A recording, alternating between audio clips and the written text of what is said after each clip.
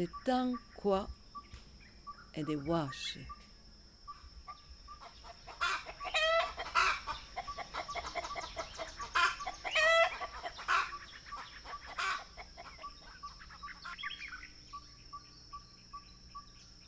Quand vous voyez un enfant, Tankwa, ça veut dire que c'est un ressortissant Bashingo. Et Wash, c'est une ressortissante Bashingo. Tankwa veut dire le père des esclaves.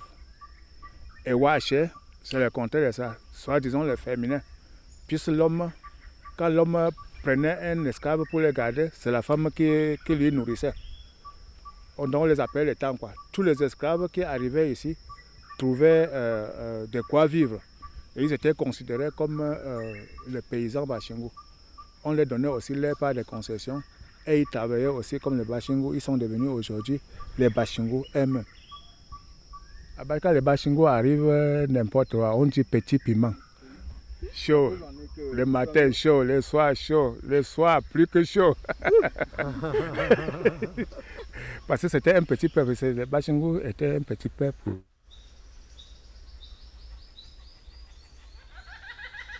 On ne parle de la santé que quand il y a de l'eau potable. Sans eau potable, sans eau, on ne peut pas parler de la santé. L'idée de l'eau ne me serait jamais venue.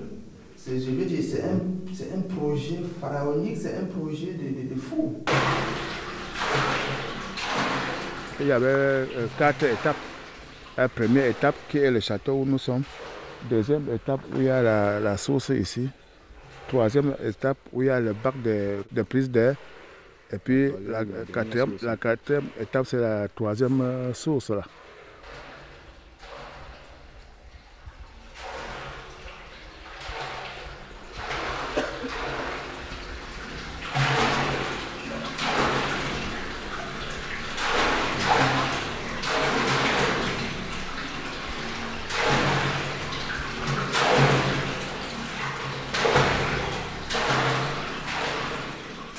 Ils ont mis combien de temps pour aller depuis le camion jusqu'ici pour apporter les affaires?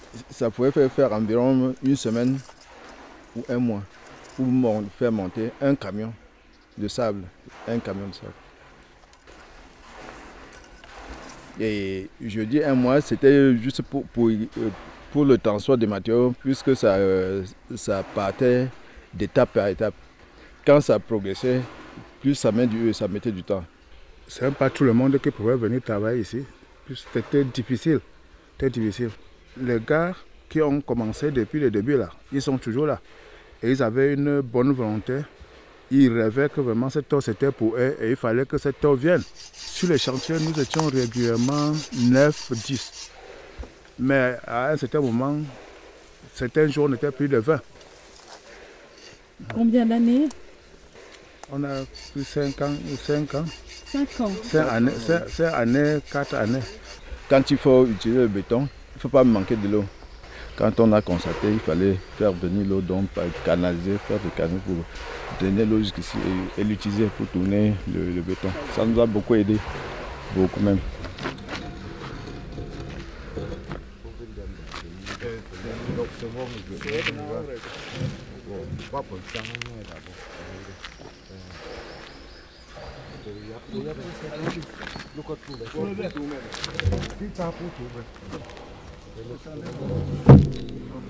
Quand il y a l'entente, nous réussissons facilement. Il y a les rochers que même les engins venaient, ils devaient avoir beaucoup de difficultés parce que l'endroit est tellement enclavé de façon que l'engin ne peut pas arriver à travailler. Mais nous, on se battait pendant 1 ou 2 semaines, on trouvait une solution. On rentrait des fois tard avec les torches ici parce que nous voulons à tout prix atteindre l'objectif. Cette source est couverte par des rochers, pas des grands rochers. Des rochers très larges.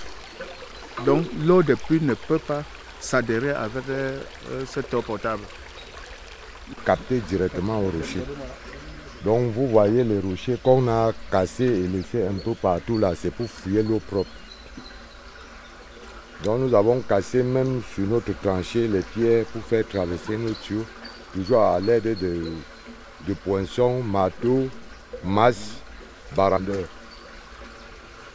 Donc nous passons un long temps sur place pour casser les pierres, pour faire traverser le tuyau aux mêmes dimensions que nous avons commencé.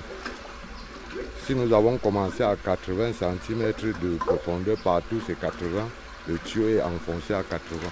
Je viens, je mesure, je taille, j'amène chez les soudeurs, ils soudent selon ce qu'on leur indique. Nous on vient seulement placer. Tous les jeunes Bashingou, tous les peuples Bashingou ne dormaient pas.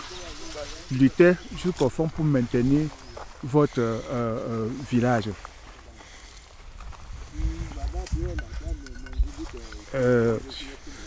Il y a cette chanson, ça se chante ainsi. Voici la wa pejbenela, Dieu no hatongoye, batawolo pejbenela, dengo simbondela. Pelusa si zondo jala pelofa ganda mambi fa nyita bimtie tayo bozinda sizo pese mabo pese nilo ganda yola. Donc cela veut dire que tous les Bashingou se réveillent.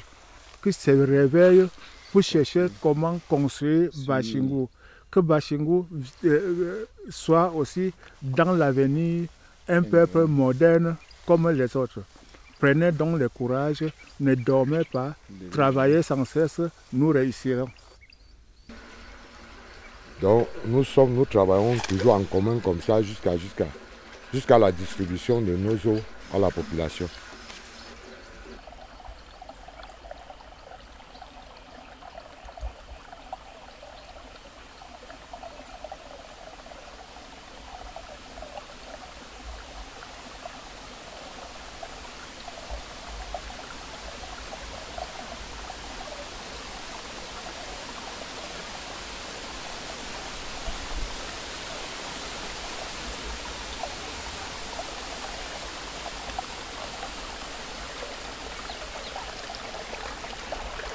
Cette année, disons-le à partir de mi-2016, j'aimerais qu'on enterre complètement le problème d'eau et qu'on pense éventuellement à un bâtiment au centre de santé. Je dis bien penser. Hein? Je me dis, les caisses sont vides, mais elles ont toujours été vides, les caisses. Et on a toujours pensé. On va continuer maintenant à penser, mais plus l'eau.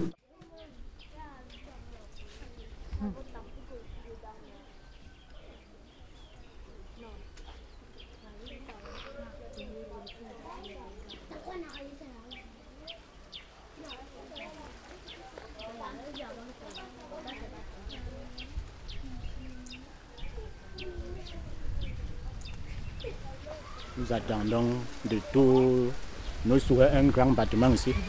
Oui. Oui. Oui. Qui va nous permettre d'accroître la capacité du centre. Planifier tous les services qui sont concentrés dans une salle. Mm-hmm. Oui, là, ce bâtiment, ici, là, tout, la consultation prénatale, tout, ça se fait dans un même service, dans un même bureau. Mm-hmm. Mm-hmm. J'ai cru comprendre que vous auriez aimé avoir aussi du solaire. Hein. Donc... Oui. Très important. Ça en cas de coupure comme ça. Ça vous permettrait d'être autonome en cas de coupure. Coupure, oui. Très important. La population de Bashingou, c'est 2849. C'est voilà. 2849 habitants. Voilà. Oui. Et il y a un centre pour 2849. Oui. Mais c'est un vieux centre de santé. C'est un vieux centre qui date des années. Qui date de plus de même de 40 ans. Plus de 40, parce que beaucoup sont les gens qui sont plus vieux même sont dans ce centre. Donc vous traitez aussi bien les naissances que les opérations, vous faites aussi des petites opérations? Oui, nous faisons des petites opérations. Comme les abcès, les circoncisions. Oui. En cas de blessure, on peut faire les sutures. Oui, mais on n'opère pas ici. On n'opère pas. On n'opère pas.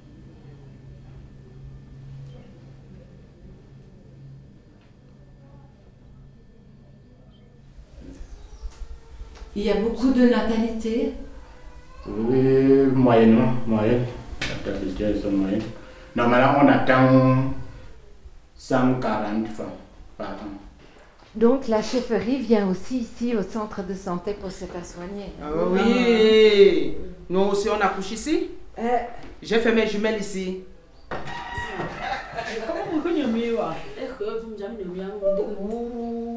Quand un enfant arrive comme ça, on peut la mettre n'importe où, soit dans la salle des femmes, mais un peu éloigné des grandes personnes.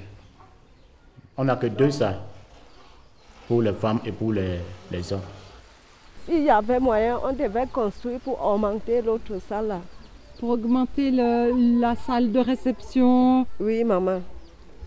Et les chirurgies. Là, c'est le guichet, les tubes et la potence pour réaliser certains examens, par exemple la vitesse de sédimentation. Ici, là, c'est un minuterie.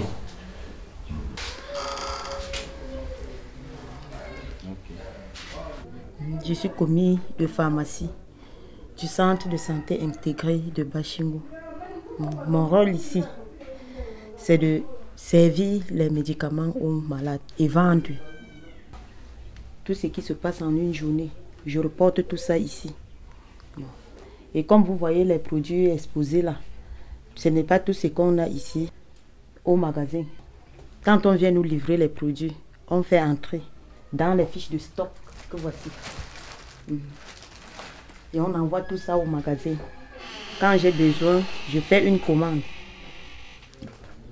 Le magasinier qui est en tant que président COGE vient avec la deuxième clé. On entre là au magasin, on sort ce que j'ai commandé, on expose ici. Et en soirée, je ne garde pas, je rentre en soirée. En soirée, pour rentrer, il y a un petit magasin là où j'envoie les produits de garde qui sert les malades toute la nuit. Le matin, je reviens, je compte pour voir si c'est exactement ce que j'avais laissé. On ouvre les toilettes.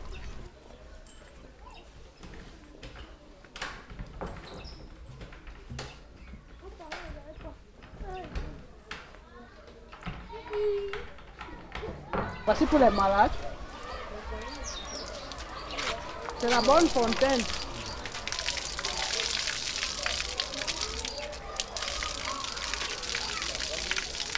Toi, tu as appris l'infirmerie ici? Ici, on m'a formé ici. C'est le chef même qui m'a formé ici. Et c'est grâce à vous qu'il m'a formé. C'est Gab qui a payé la formation? Oui, maman.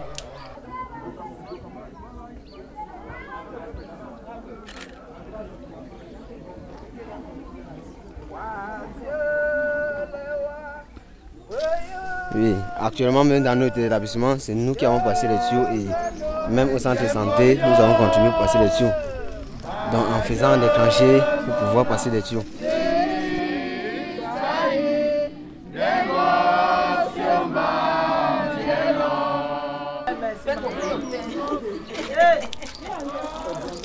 L'eau, c'est la vie. Nous avons ici le point d'eau. Le point d'eau qui a été gracieusement offert au lycée technique de Bachingo, qui est d'une importance qu'on ne peut plus démontrer.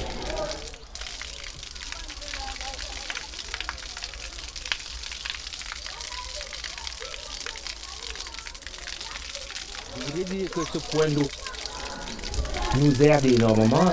Il sert déjà aux enfants pour s'abreuver à longueur de journée.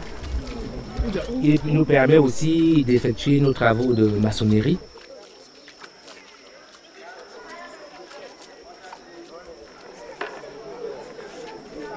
Il nous permet aussi d'entretenir le lycée, de faire le ménage au lycée et d'entretenir le jardin scolaire en cette saison sèche. Or, je voudrais faire remarquer qu'en regardant les statistiques que j'ai eues au lycée, que le taux de maladies hydriques va décroissant depuis 3 ans au niveau du lycée technique de Bashingo. L'année dernière, à la même période, on avait 50 élèves sur les 210 qui étaient l'année dernière qui avaient des maladies hydriques, c'est-à-dire vers intestinaux, coliques, dysenterie. À cette période, nous n'avons que 10 élèves qui sont pleins de ces maladies hydriques. Donc, ce point d'eau est capital pour la santé de cette population et pour l'hygiène. C'est une des raisons qui nous amène à dire au GAP notre gratitude et nos remerciements pour ce soin et pour cet intérêt qu'il porte à la jeunesse. Surtout qu'à ce point, avant, les enfants s'abreuvaient au marigot, faisaient le ménage au marigot et ça augmentait le taux d'infection. Il n'y a pas d'autre point d'eau aux alentours, pas d'habitation aux alentours. Donc ce point d'eau est sanitaire et sa valeur est inestimable pour l'établissement. Merci. Depuis que le don de cette eau est arrivé au lycée technique de Bashingo, nous les maçons en particulier, nous ne souffrons plus au besoin d'eau. Parce qu'avant que l'eau n'arrive, nous on cherchait l'eau à 1 km d'ici. Grâce à cette association, nous avons, au niveau du village, nous avons la réduction des maladies pandémiques. Au sein du lycée technique de Bashingo, parce que cette eau est la seule eau potable qui se trouve dans notre établissement. Nous avons les salles de classe qui ont été lavées, ce qui n'est jamais fait auparavant. Avant, nous puisions l'eau loin en route là, et c'était pénible pour nous. Oui, c'est nous qui avons travaillé depuis le château jusqu'à la distribution. J'ai vu les enfants. Oui, les 2 enfants. Il y a les petits garçons qui venaient. Et tous ils connaissent les circuits. Et je les amène souvent pour leur montrer comment je passe avec l'eau. Je peux être malade. Bon, il faut quelqu'un. Ils sont déjà dans le temps moderne. Ils ont vu déjà le temps moderne et ils ne veulent plus rester comme les gens restaient auparavant. Donc c'est ça qui demande les moyens. On se tient la main dans la main. Que Dieu vous bénisse. Je vous remercie, je vous respecte et que Dieu vous donne une longue vie.